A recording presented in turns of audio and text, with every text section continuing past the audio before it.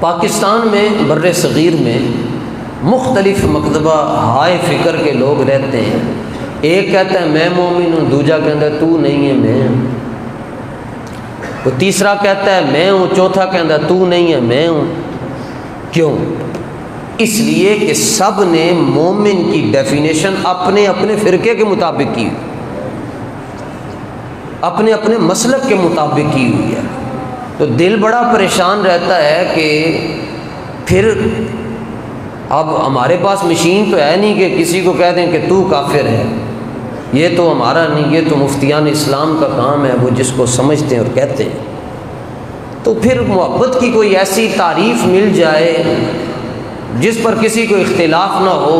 تو ہم نے سفر کیا بارگاہ رسالت کی طرف سے، ہمیں مومن کی تعریف حضور علیہ السلام نے خود ارشاد فرمائی. وہ بخاری شریف حدیث نمبر 15 ہے. میرے محبوب علیہ السلام نے ارشاد فرمایا کہ جب تک میں اسے روح زمین کے رشتوں سے زیادہ پیارا نہ ہو جاؤں اس وقت تک کوئی بندہ مومن ہے. اب آپ خود ونڈ نکال دیں کہ پیار پھر کون کرتا ہے حضور سے.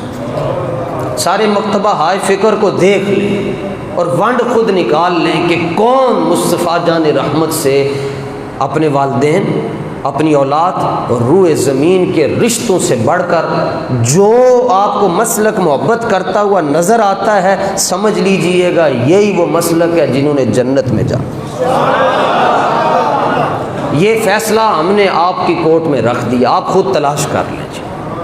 جیڑا گروہ جان نہ لو، مال نہ لو، اولاد نہ لو تے روح زمین دے عرش تے نہ لو بڑھ کے سائیاں نال محبت رکھدا ہے جی، وہی فرقہ ناجیہ نے تے انہیں جنتی جانا ہے تے انہیں حضور دی نگاہ کرم نصیب. اچھا، محدثین نے یہ بات لکھی ہے جی. نمبر 1 صاحب المفہم نے، اور نمبر 2 حضرت مولا علی قاری نے فرمایا ہم دیکھتے ہیں بسا اوقات کچھ بندے ہمیں عمل میں بہت کمزور نظر آتے. یہ محدثین نے صدیاں پہلے بات لکھی ہے. روح زمین پر ہم سے بڑا اپنی بات کر رہا ہوں جی، کوئی بھی عمل نہ پیدا ہوا نہ ہوگا، مگر محدثین کہتے ہیں ہم عوام میں دیکھتے ہیں کچھ بندے ہمیں بے عمل نظر آتے ہیں. نماز میں کمی کر لی، زکوٰۃ میں ڈنڈا مار دیا، آج فرض تھا نہ کر سکے، اور بھی معاملات میں ہیر پھیر کرتے ہوئے نظر آتے ہیں. لیکن فرمائے خاص بات دیکھی ہے، جب ان کے سامنے ہم حضور کا ذکر کرتے ہیں تو ان کی آنکھوں سے پانی نکلنا شروع ہو جاتا ہے. یہ محدثین نے ذکر کیا. بظاہر اعمال میں کافی کمزوریاں نظر آتی ہیں، مگر جب یہ خانہ دیکھتے ہیں تو اس میں وہ 100/100 نمبر لیے بیٹھے ہوتے ہیں، جان بھی مارنے کے لیے تیار ہو جاتے ہیں. فرماتے ہیں کہ یہ محبت ہے جی، اس کو عشق کہتے ہیں، اس کو جنون کہتے ہیں جی. اچھا جی، اگر کوئی بندہ زخمی ہو جائے اور اس کے کان ضائع ہو جائیں، ناک ضائع ہو جائیں، آنکھیں ضائع ہو جائیں، زندگی پھر بھی ہے. لیکن اگر گردن ہی کٹ جائے تو زندگی نہیں رہے گی. اسی طرح اگر اعمال میں کمی آ جائے، نماز میں کمی ہے، روزے میں ہے، حج میں ہے، زکوٰۃ میں مومن ہے. اگر محبت مصطفیٰ میں کمی ہے تو مومن یہ قابل غور، یعنی سمجھ لیں اسلام کے اصولوں کا نچوڑ آپ کی خدمت میں عرض کرنا چاہتا.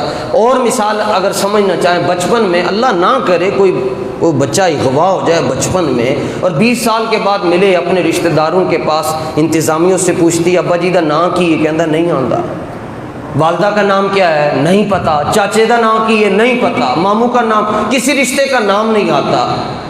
کہتے ہیں کوئی بات نہیں، اغوا جو ہو گیا تھا، معلوم نہیں ہے، اس کو پتہ نہیں ہے، تو یہ اس کا عذر چل جائے گا کہ مجھے پتہ ہی نہیں ہے، میں ان میں رہا نہیں ہوں. لیکن بندہ قبر ہی پہنچ گیا، فرشتہ نے فرمایا اٹھ کے بیٹھ، اٹھ کے بٹھایا اس کو اور سوال پوچھا ما کنت تقول فی حق ھذا الرجل، حضور کے بارے میں کیا کہتے رہتے تھے؟ کہتا ہے پتہ نہیں ہے. تو کیا بچت ہوگی؟ ادھر کہتا ہے بچت ہے، ادھر کہتا ہے بچت نہیں ہے. کہتا ہے میں نہیں جانتا یہ کون ہے. آواز آتی ہے اٹھا کر اس کو دوزخ میں پھینک دو. میرے محبوب سے بیگانہ کیسے ہو گیا؟ جڑا ساڈے حبیب نو نہیں جاندا سی اونوں نہیں جانتے، چھوڑ دے انہوں دوزخ دے.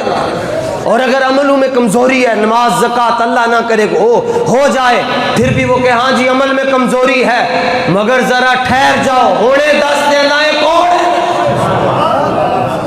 تو اس کو آواز آتی ہے نم کا نومت العروس، انج سو جا جی میں پہلی رات دی دلہن سوندی.